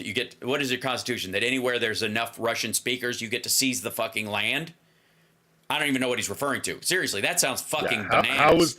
How was the referendum conducted in the territories that you don't control militarily? Right, but, yeah, exactly. But even then, it isn't for the places they haven't seized yet, obviously. So he means the Russian Federation's constitution. I would love to know what part of that. I don't know. I don't know what that's fucked up. So, anyways, there are also. Well, they are so deluded that they actually believe that they can do that. Yeah. That they can take oblasts, state, province, whatever you want to call it. They call them oblasts here. that you can take an entire oblast, even though the citizens on the other line of, on the zero line of the confrontation, the line of Right. contact, that they're just gonna, the Ukrainians are just gonna go, oh well, per the deal, we're gonna leave, and Yeah. I mean, it's insanity. It's Yeah. ridiculous, but they're so deluded that they actually believe that, like, or they tell themselves, or they tell the world, and then in secret moments, they know full well what they're doing. But Right. either way, it doesn't matter. The idea that they could just grab Kherson and Zaporizhia will never be accepted by Ukraine. And as far as we're going to keep going, okay, big boy, well, you keep going, and we'll keep killing your soldiers. You want to go for 1 million dead and wounded? How about 1.5? How about 2? If they could take a major city like Kramatorsk isn't a major city, but let's say they could endanger Kharkiv or Odessa or, God forbid, Kiev. Don't you think they would have already done it? Yeah. This isn't. And if they do it going forward, you're right. And even if, okay, so let's say we know they can't do it, and they haven't done it. The other aspect of this that I don't know that people are looking at that is after Trump makes this deal with them, if they do, like it'll be catastrophic for the rest of Trump's entire term. Everybody knows it. It will prove that he's an absolute puppet, that he was suckered and bamboozled by these folks. People will die because of it in mass. He will be responsible for allowing it to happen. And in the middle of it, he may even have Besant over there, looking at sites where they're going to have mines and American companies get killed in the process. And then what? And you want to talk about a kickoff of World War III. One of the other demands that Lavrov said they were making was that Ukraine would get rid of what remains of their racist laws. Which I suppose means... He means the language laws. Yeah. He means the language laws. Which isn't racism. Stupid. Yeah. No, Culture is not race. It's there, and especially when you're basically the same genetic people, dum-dum. It's like they're all... Like there's a mishmash of Eastern European blood that's, Germanic, Romanian split, that's where they all come from. The idea that this is like, they could define themselves as separate the way, like white people and Asian people or black people are, are genetically different, by appearance is just dumb. And the fact, and really it downplays, it mocks racism. Racism. Yes, you obviously know he's specifically. Yeah, he's a racist. Yeah, he knows this. Well, and also, yes, he is. But in addition to that, he also knows what that word, the impact of using that word in Western liberal democracies. He knows exactly what he's doing. It's cynical, and it's dark, and it's a manipulation. He doesn't give a rat's ass about racism. He is a racist. He uses that word because he knows that it will find fertile ground amongst those who, are sympathetic to the Kremlin and hate the West, wherever they may be. So it's the same thing that they do with the rule of law. They go on the international stage and they bitch and they whine and they moan about international law. Yet they break it themselves all the time. And if they did believe in the rule of law, clean up your own house, guys. No, it's lip service because they know it fine. It's why they go with the Ukraine is filled with nationalists messaging, because they know how nationalist sounds to an English-speaking ear. Whereas what a Ukrainian means when he says, I believe in Ukrainian nationalism, is I believe that there should be a nation state called Ukraine, in a sovereign country called Ukraine. That's my nationalism. But the Russians know exactly, because they study us more than they study anybody.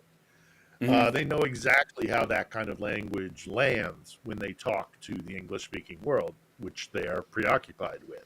Right. And further, even into Western liberal democracies as a whole. It's what they do. It's what they Yeah. do, and we need to stop. We need to call their bluff. We need to stop listening to them, and we need to say things like, if you're so concerned about racism or nationalism or fascism, or you have a lot of work to do domestically within your own country. Why Right. don't you sort that out, and then Mhm. we can talk. So it's pathetic. It's absolutely pathetic. But they don't have the capacity. I do not think, even if America is going to just tomorrow say nothing more and withdraw fully from the world stage, Ukraine produces 40% of its own defensive capabilities. It's when needs. They're going to get a huge influx from the Europeans. They're Right. going to be missing stuff like command and control support, GPS systems, targeting, satellite imagery potentially. But they say that they've got to work around for a lot of that stuff. That this is not a surprise to them. They've been working on alternatives. They're worried about HIMARS and long-range artillery or missile systems, and they're worried about Patriot, a lack of Patriot ammo, which is what protects us from incoming drones and missiles, which sadly means cities like Kiev, which have been hit, we lose people pretty much daily, but comparatively do better off than other cities around Ukraine. Right. That might disappear, and we might see a lot more deaths in places like Kiev, or, I mean, not that Odessa hasn't been hit a lot, but maybe Odessa, Lviv, Lutsk, these cities out in the west, or, whatever. This is going to, the lack of patriots will affect more civilian deaths. But I've said it before, and I'll say it again. The decisions we make will have consequences, and they will have consequences that the whole world will see, because people will put a spotlight on it. Right. And folks will turn on Donald Trump, I firmly believe, when they start seeing lots of dead Ukrainians whose suffering did not need to happen if only we didn't have a man-child in the Oval Office. So that'll severely will backfire on him. I'm confident of that. Not that I have a crystal ball, but that's my instinct on it. So it's not all doom and gloom. As a matter of fact, a lot of Ukrainians that I hear from are saying, "Well, at least we know where we stand now. The mask is off," sort of thing. Right. But also, there's the realism, that the realistic approach is that we do need weapons. There's one thing that he said today. Well, I want to say it today. With the time difference, it might have been late yesterday, but Right. there's this statement he made that has been really found to be offensive here in Ukraine. He was in the Oval, I think it must have been yesterday. Well, maybe it was morning today, where somebody asked him, "And what does Ukraine get in return?" And he said something. The right to fight on. No, they'll get weaponry and the right to fight on. To which Ukrainians said, "We don't need your fucking approval, you prick." How condescending. Fuck you. Like, we need your permission to defend our homeland, our wives, our children, our sons, daughters, your fathers, fuck off. Right. I mean, what a fucking callous, stupid thing to say. They'll get the right to continue. Yeah. No, we don't need your permission. Right. We don't need you. Well, get over and, yourself. the interesting thing is that he's clearly got the Tucker Carlsons of the world whispering in his ear, and I don't know if you heard that the congressman with the eye patch, what's his name, Dan Crenshaw. I don't know if you heard about his hot mic about Tucker Carlson, because he was at CPAC and they were talking about Russia and Ukraine, and apparently there was a hot mic where he's like, if I ever saw Tucker Carlson, I'd kill him. And because he's a Russian spy, effectively, was what he was making. And that was the case he was making. Like, the dude he's not fucking around. He's like, this guy is working for the Kremlin. If I took an oath and lost an eye defending the nation against all enemies, foreign and domestic, this fucker qualifies, is what he was basically saying in the softest language, until he thought the mic was off, and he's like, he'll never show up in my face because I'll fucking kill him. Now, there'll probably be a moment where Tucker Carlson, ever the clout-seeking gadfly, will show up on camera and go, are you going to kill me now? You're going to kill me? You're going to kill me? Whatever. And he won't stick around for an interview. He won't stick around to talk to him about it. He'll just do a drive-by in this situation. But he certainly won't show up without a camera crew in tow. Oh, no. Yeah. All those assholes up on Nob Hill. People Yeah. talk about San Francisco being a real liberal. The aristocracy and the rich in San Francisco are a bunch of real pricks. And the apple does not fall far from the tree. No, not at all. Jesus Christ! And Crenshaw's right. I mean, I have respect for Crenshaw. Yep. Seems like, at least he's not full MAGA. But he's also right. Tucker is working for the Russians. Benny Johnson is working for the Russians. Tim Pool is working for the Russians. Right. There are all sorts, and it's varying degrees. But then we've talked about all this. Sometimes they're working for the Russians and they don't even know it. And I mean that sincerely. The other times you should maybe question why somebody's going to give you $100,000 to make a video about how fascist Ukraine is. That might have sent off a couple. No. Here's the thing. No, this is people. what makes it. Yeah. Hold on. Let me explain something to those who weren't following along on the tenant media thing. The tenant media thing was not only unbelievably obvious in what kind of scam it was, but it required everybody to put like a naivete hood on, like take off your thinking cap and kick it, to even like postulate that this wasn't obviously money laundering. Here's what they did. Benny Johnson and Tim Pool are on their regular show shit-talking Ukraine, calling them Nazis, saying we shouldn't help them at all, fuck them, Russia is the victim in this situation, NATO expansion, the whole line. And tenant media is paying them to make videos about like Judge Judy and shit like that for $100,000 on the side. So you go, we're not paying you to make those videos on the anti-Ukraine shit. We're Russians who are just interested in you breaking away from that talking point and doing these kind of pop culture little videos on a side channel that have no standard by which you have to get paid. So here's $100,000 for this video, sight unfucking seen. It does not have to have a certain viewer base. It doesn't have to have a reach. It doesn't have a click through. It doesn't have a call to action where people have to go, hey, click the link here and use my promo code to blah, blah, blah, which is what's in all advertising payment. The tenant media thing was to sock puppet money for other videos. So all you got to do is crank out one of these useless videos you could park somewhere. It takes you about 10 minutes and you just fart them out. And then you take the money from it and you continue to fund your anti-Ukraine, pro-Russian, Nazi bullshit.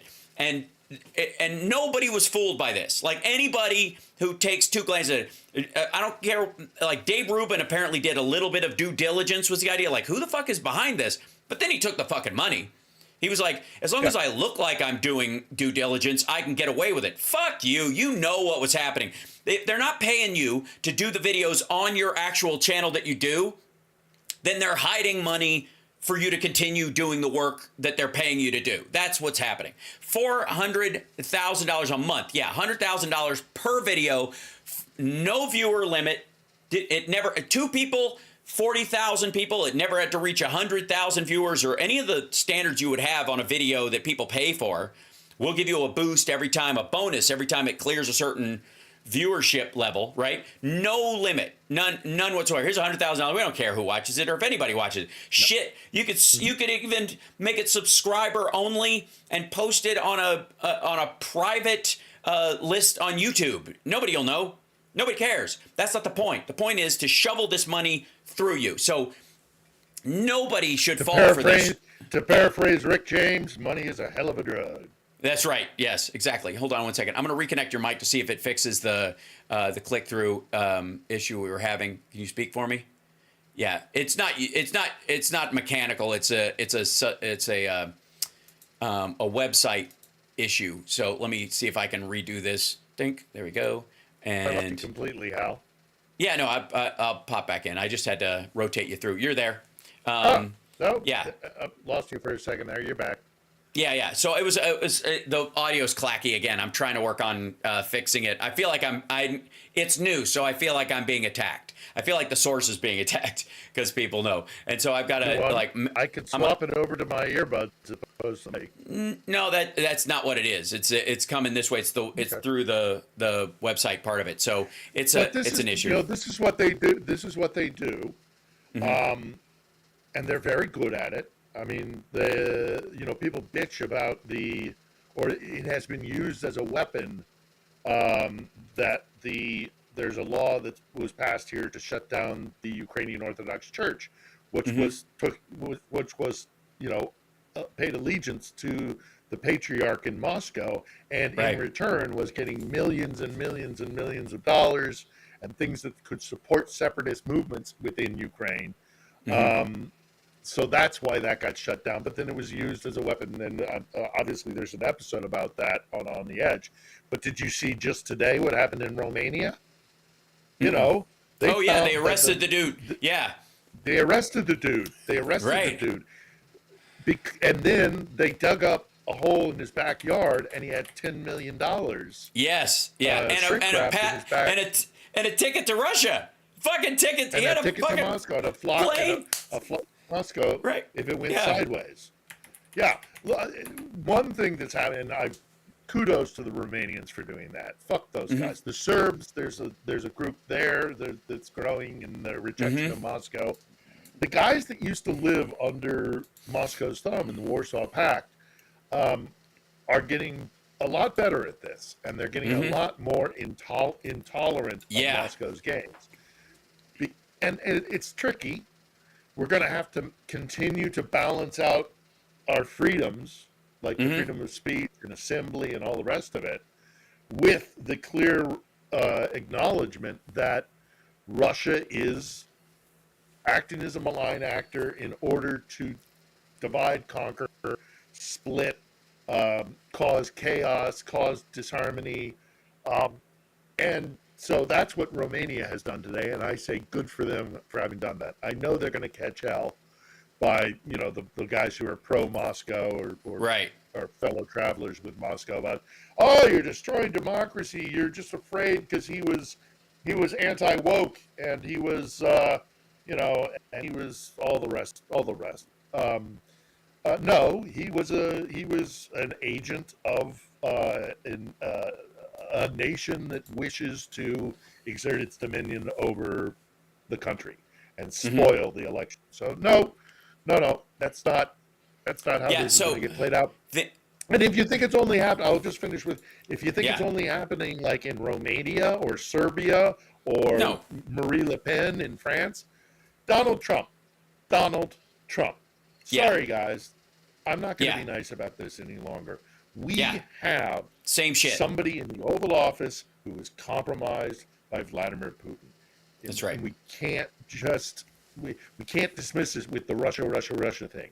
They've done a really good job of minimizing the very real threat to our body politic, to our elections, to our country, to the rule of law, all of these things. And Donald Trump is working for Putin. Yeah, I'm trying to find the picture of this the Romanian far right guy who was arrested. This is the guy that Vance and those guys were Kalin Georgescu or whatever. He's the guy that terrible with Romanian names. So let's see if we can do this here. The right was the right was. They love this fucking guy. They thought he was going to be. They thought he was going to be the next Orban. Yeah. Not anymore. So former Romanian pro-Russian candidate Kalin Georgescu, Gorgescu, was arrested on Wednesday and taken to the Prosecutor General's office for interrogation regarding his campaign financing. A message was posted on Gorgescu's Facebook saying the system stopped him in the road and took him for questioning. Musk has jumped in and is like, this is screwed up, or well, this is messed up. They're arrested. Right.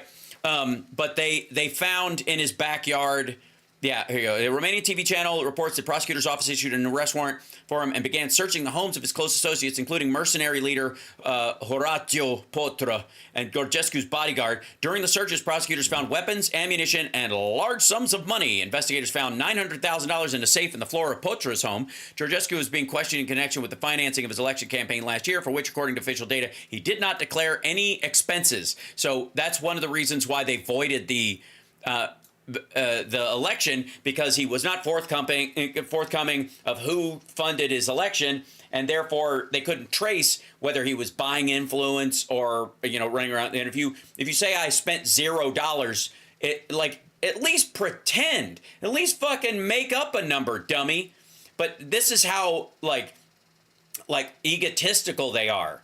So anyways, the prosecutor's office suspects 27 persons of violating Romania's constitutional order, inciting public opinion, forming a fascist organization, and making false declarations regarding campaign funding sources, which are all against the law, thanks to the Nazis, because they, that's what this whole inciting public opinion thing and forming a fascist organization. This is all these are all laws put in place in response to the rise of Nazism in Europe, and it's doing its job. Can I just say for the record that it's literally, this is a successful law. This is exactly what it's supposed to stop, and it's working. Shortly after the raids were announced, Gorgescu stated that he intended to, they were trying to stymie his new campaign. Okay, whatever he says is going to be, it's like a criminal defense attorney. Well, it's like what Musk said in Germany when he was talking to the AfD. Don't be afraid of your past anymore, and you don't have full freedom of speech because you can't be like pro-Nazi. It's Germany, dude. Yeah, it's right. Germany. They don't look kindly on swastikas or the Sieg Heil, buddy. Yeah. It's different over here. Yes. Exactly. America didn't have to go through what Europe went through in the 20th century. And also, by the way, America is not Europe. It's a different culture altogether. It's not just the Nazis, although obviously that's looms large in recent history, but there's always been this kind of like fractious element within Europe, because they live so close to one another and they have these long histories with one another, that inciting people to violence is not that hard. And then add on top of that the fact that we know that the Russians are weaponizing migration. So they're forcing, the episode we did with Philip Obeja out of Africa, talking about how in the Sahel they gather people in this one border town to get them in Russian trucks and drive them across the Sahara. Oh my God! So that they go to Libya and get in rubber boats. Okay, yeah. Even in the States. Okay, so if everybody will recall, while Donald Trump was talking about people crossing the southern border and there's a bunch of countries you never even heard of and blah, blah, blah, he would focus very much on the Congo. He would said this over and over, like people from the Congo, people let out of jail. Where were you from? Jail and all that kind of shit. Okay, so how did those folks get to the continental United States? I made jokes about it, like they're not obviously getting in rowboats from the Congo and coming here. So what the fuck are you actually talking about? We now know that the Wagner Group, like you said, was rounding people up in the Congo and promising them a way into America. They would fly them to Venezuela. They would enter they would join these caravans or groups or get bus fare from the fucking Wagner Group to take buses to the border and identify themselves as Venezuelans. And if you'll recall, the last thing Donald Trump did in leaving office in 2021 rather, was to allow a pause on the deportation of Venezuelans. Well, why Venezuelans in particular? Because they were hoping that the egregious number of folks that troubled everyone that were brought in through that methodology would turn on Biden and the Democrats. And while we're defending, migrant workers who are looking for a job, they have seeded all these psychopaths into the country with an intention of setting them off like a fucking bomb. And so the reason Trump kept saying Congo is because he's fucking aware. He knows the plan. Yep. Yep. He knows that's what they're doing that to help him, and he wants to draw attention to any Congolese or let's be honest, any black people at all that come across the southern border. Yeah. They're meant to come here and allegedly cause trouble, even though a bunch of them don't. When they get there, they're like, yeah, sure, you get me in there. You just send me a note, and then they vanish. And these guys never are able to reach them because they get shelters and they get support, and then they move into a community and they actually are okay. But they were sent here with the purpose of destabilization. They were sent here, and Donald Trump extended the time they could stay in the country post-COVID by giving Venezuelans, in quotes, temporary protected status, when he knew the Wagner Group was sending people from Africa through Venezuela specifically into the United States. They've weaponized immigration. That's what they do.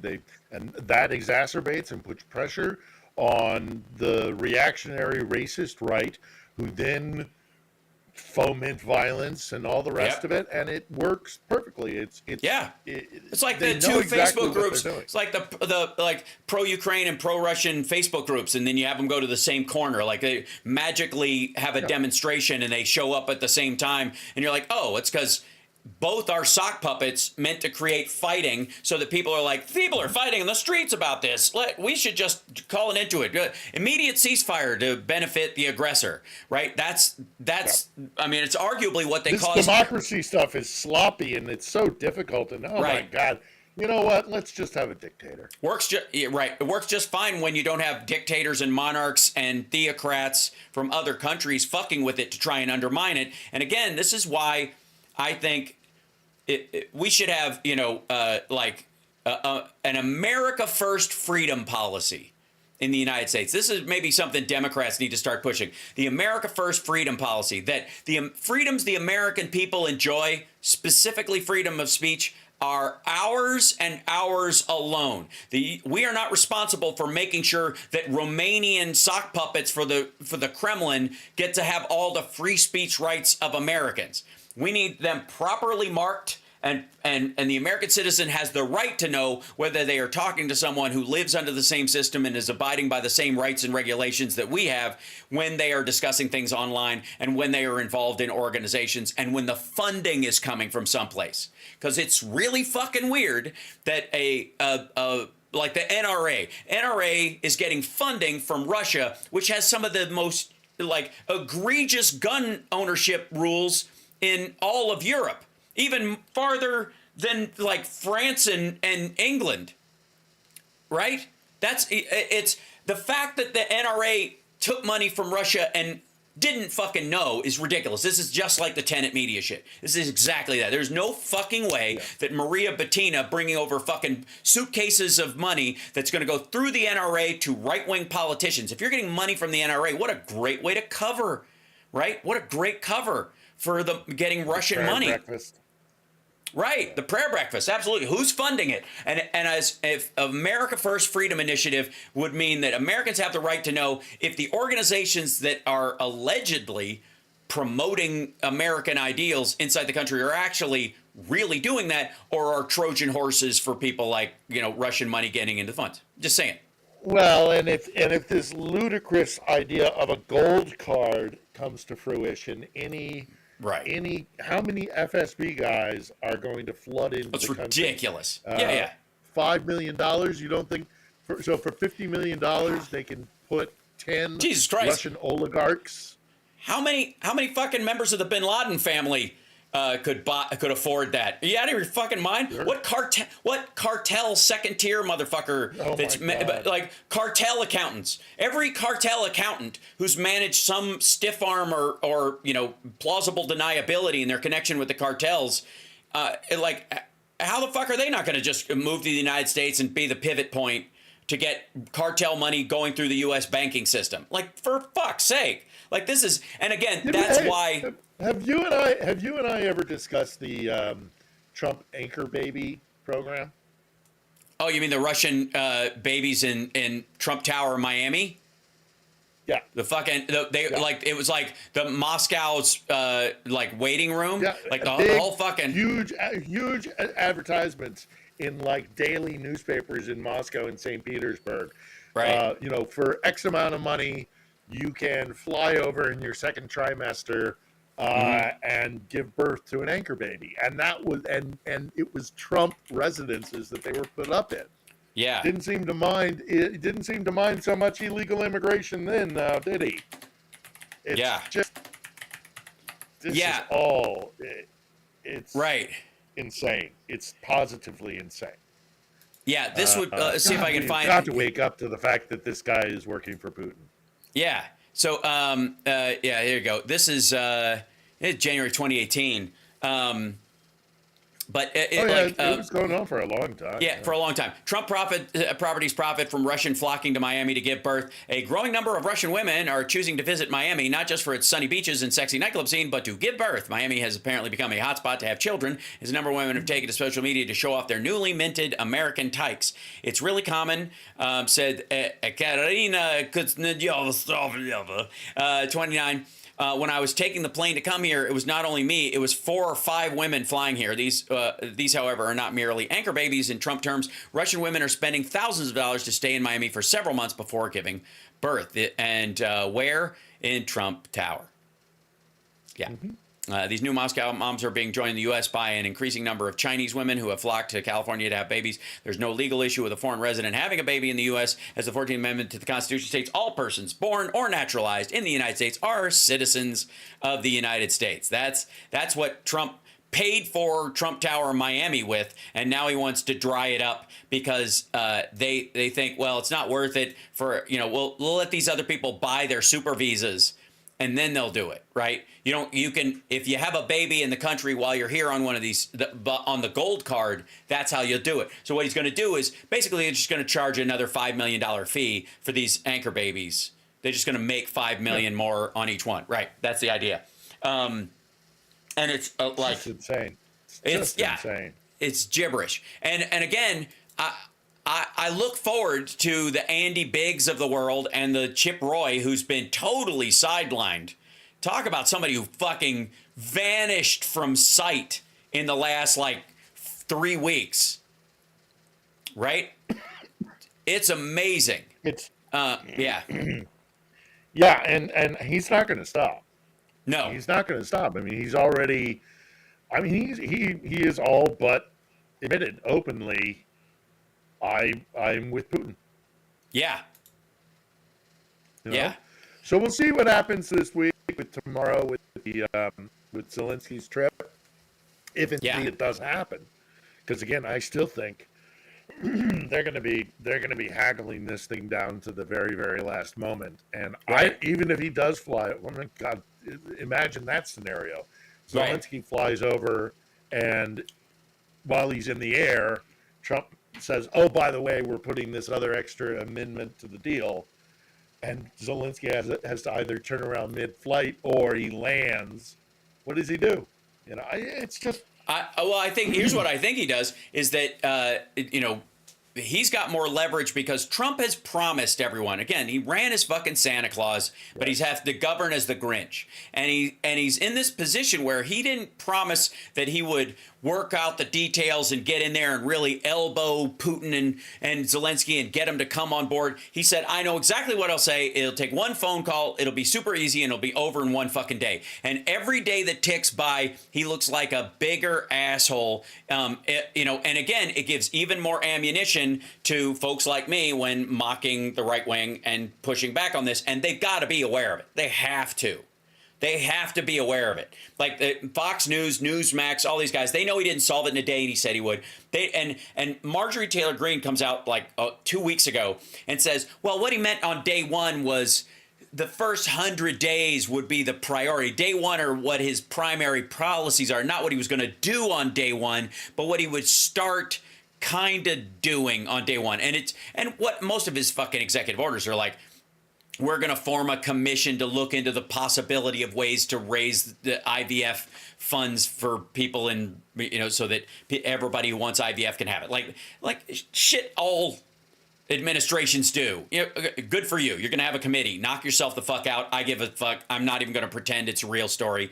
But in this situation, this is a real treaty. This is a real lives on the line. This is like he's pretending to give a shit. But if he's like, if Ukraine comes in and they're haggling over a minor aspect of it by comparison, or they want security guarantees, they want troops on the ground, and they want, even if American troops aren't going to be there, they want to allow, French, Polish, and British troops to be able to be there under this agreement, and they want U.S. arms for those troops. Like, and Trump, by the way, everybody around him is going to be going, well, shit, we're sell them those weapons. That's a automatic customer, right? And we're just trading them for materials. It's like a 1-to-1. Everybody around him will be whispering, that's a great deal.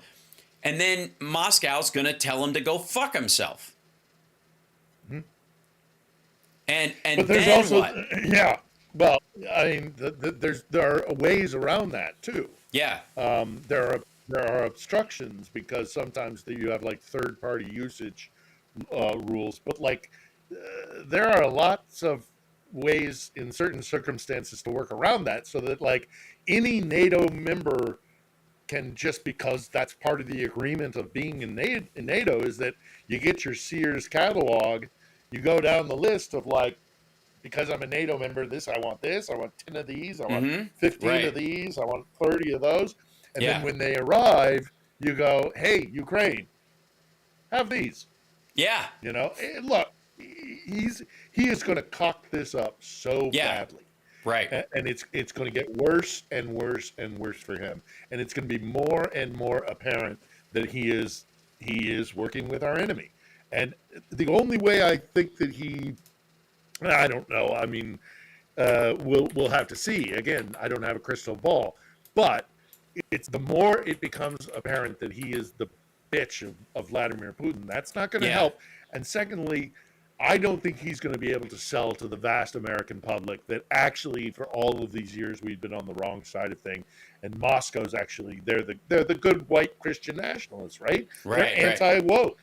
So let's all get on board with Vladimir Putin. That dog won't hunt in America for the vast majority of Americans. He's stepped in it. He's going to keep stepping in it. And he hasn't gotten smarter, he's more brazen in these kind of things, and there's definitely damage that he's doing.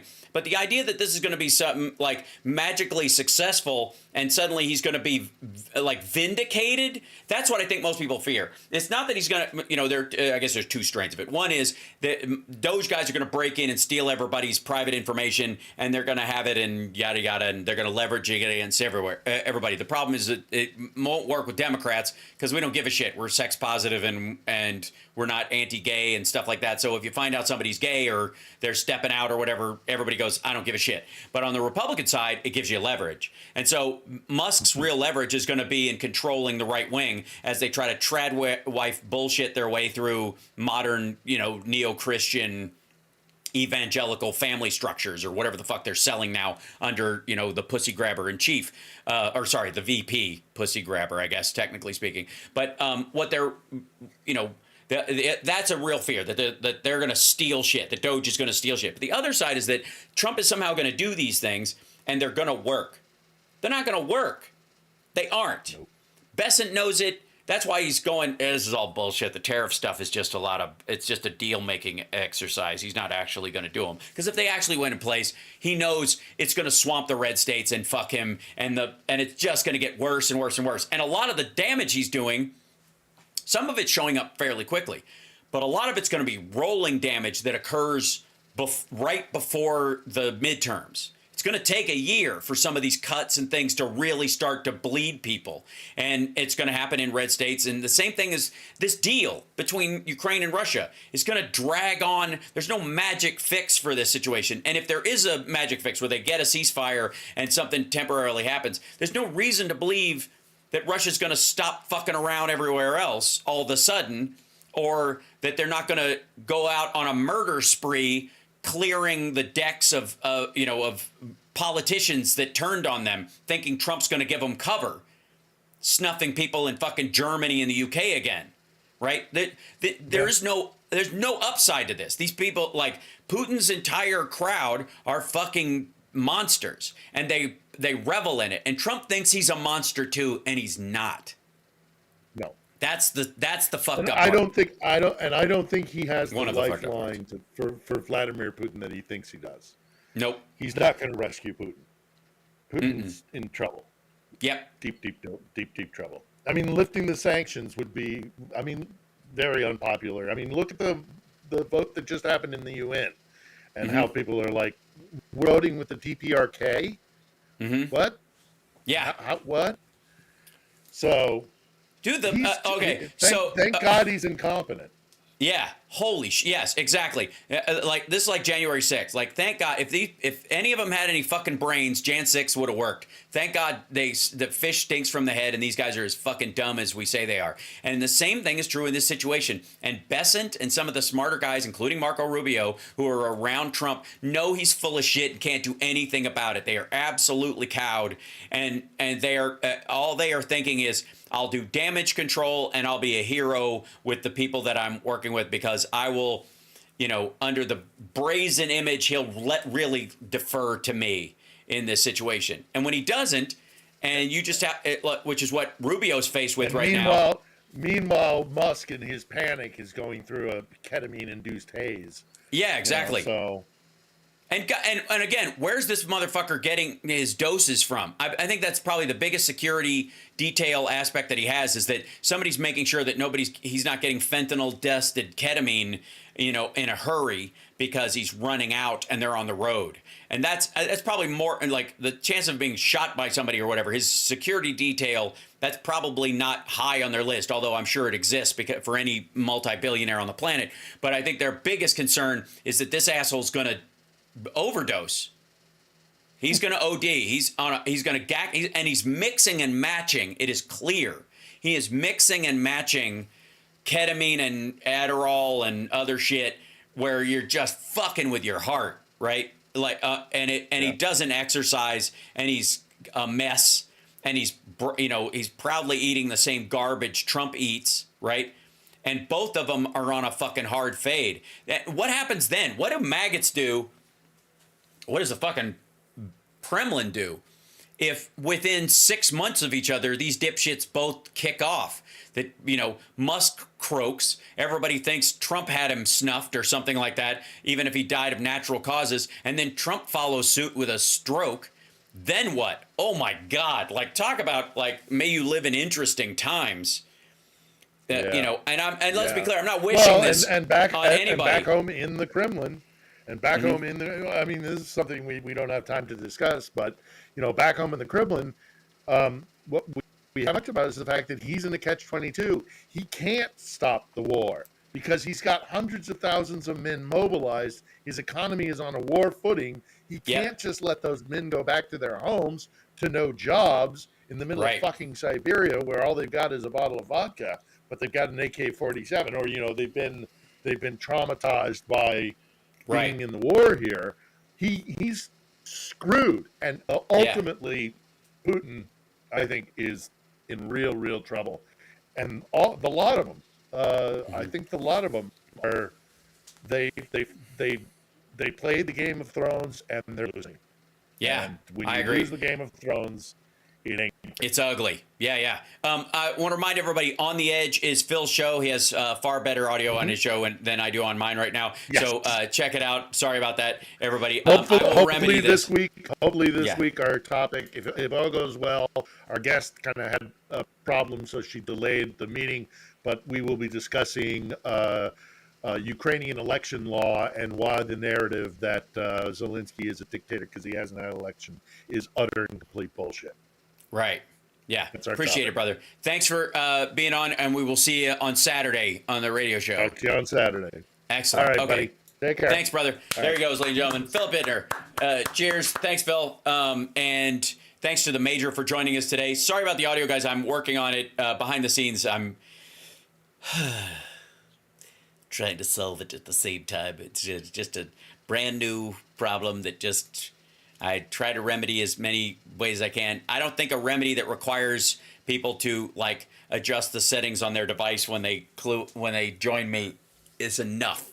So Chip's doing good. Chip is playing very well. Yeah, part of it, Remo, I am a tech wizard, but some things are out of my hands.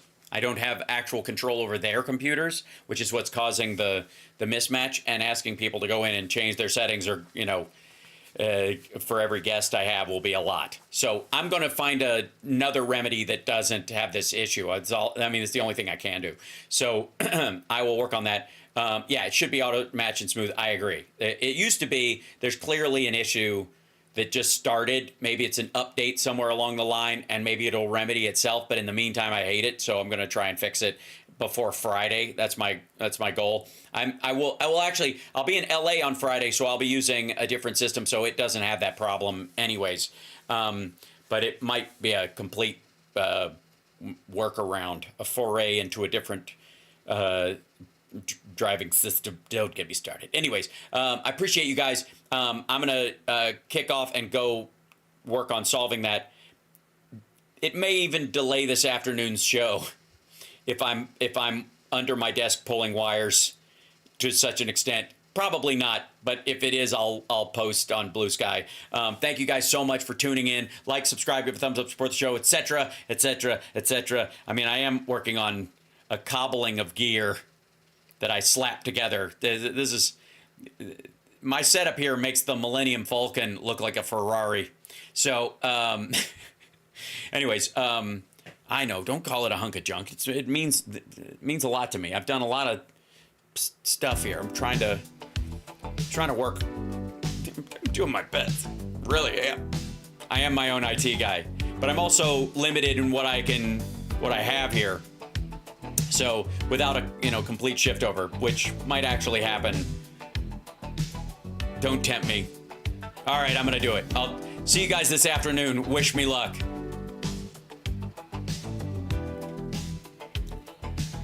It's the hard thing about having the greatest live stream in the history of live streams. You're always pushing the envelope.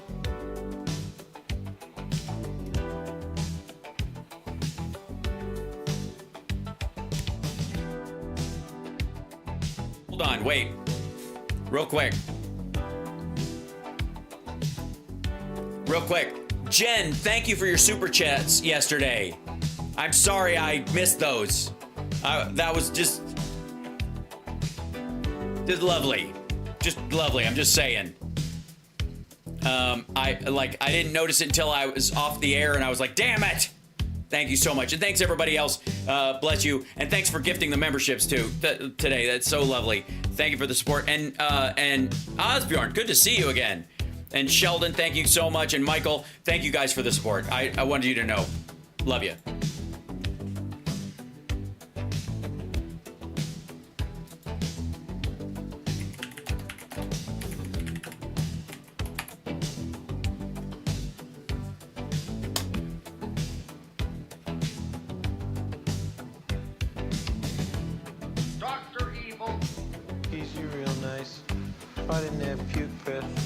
I'd kiss you. Would you classify that as a lunch menu or a design point? Like to kick his ass just for That's great psychology. Why don't you just say something bad about